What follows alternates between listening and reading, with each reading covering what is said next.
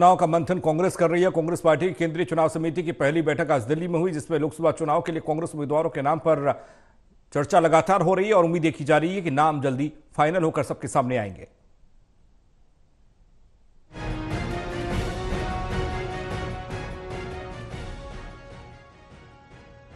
आगामी लोकसभा चुनाव में उम्मीदवारों के मंथन के लिए आज कांग्रेस की केंद्रीय चुनाव समिति की अहम बैठक हो रही है। इस बैठक के दौरान उम्मीदवारों के नाम तय करने पर चर्चा हो रही है।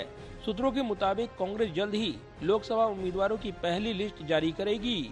सीईसी की बैठक में कई राज्यों की स्क्रीनिंग कमेटी द्वारा भेजे पैनल में से तय उम्मीदवार के नाम पर मोहर लगाई जाएगी। कई राज्यों के लिए स्क्रीनिंग कमेटी की बैठक हो चुकी है। चर्चा है कि कांग्रेस सीईसी की बैठक में पहले दौर में करीब 150 सीटों पर विचार हो सकता है। कहा जा रहा है कि ये वो सीटें हैं जिन पर राज्य में कोई चुनावी गठबंधन नहीं है। इनमें दक्षिण भारत के कई राज्यों के अलावा उत्तराखंड, झारखंड में भी उम्मीदवारों के नाम तय हो सकते हैं। इन राज्यों में उम्मीदवारों की स्क्रीनिंग लगभग तय हो चुकी है। वहीं कांग्रेस अपने घोषणा पत्र में रोजगार के अधिकार का वादा कर सकती है। देश के युवाओं को लुभाने की कोशिश में कांग्रेस पहली बार उन्हें 2024 के लोकसभा चुनाव जीतने पर रोजगार का अधिकार प्रदान करेगी। कांग्रेस की घोषणा पत्र समिति ने पार्टी अध्यक्ष मल्लिकार्जुन खड़गे से उनके आवास पर मिलकर घोषणा पत्र के मसौदे की प्रति सौंपी है। इसमें पूर्व केंद्रीय मंत्री पी चिदम्बरम की अध्यक्षता वाली समिति में शशि थरूर, के राजू, गुरदीप सप्पल और इमरान प्रतापगढ़ी सदस्य हैं।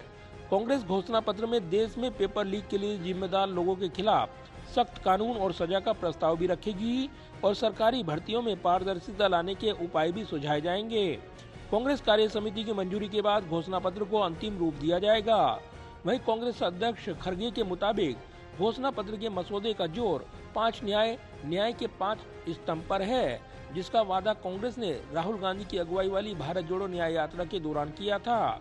घोषणा पत्र में न्यूनतम समर्थन मूल्य की कानूनी गारंटी और सरकारी रिक्तियों को भरने के लिए देश में जाति आधारित जनगणना पर भी ध्यान दिया जाएगा। इसमें समाज में हाशिए पर मौजूद वर्गों को वित्तीय सहायता प्रदान करने जैसे कुछ कल्याणकारी उपायों पर भी जोर दिए जाने की संभावना है, ताकि ये सुनिश्चित किया जा सके कि उन्हें न्याय मिले और वो सरकार की कल्याणकारी कदमों का हिस्सा बन सकें। कैमरामैन विद्याब्रिक के साथ प्रदीप कुमार, टोटल न्यूज, दिल्ली।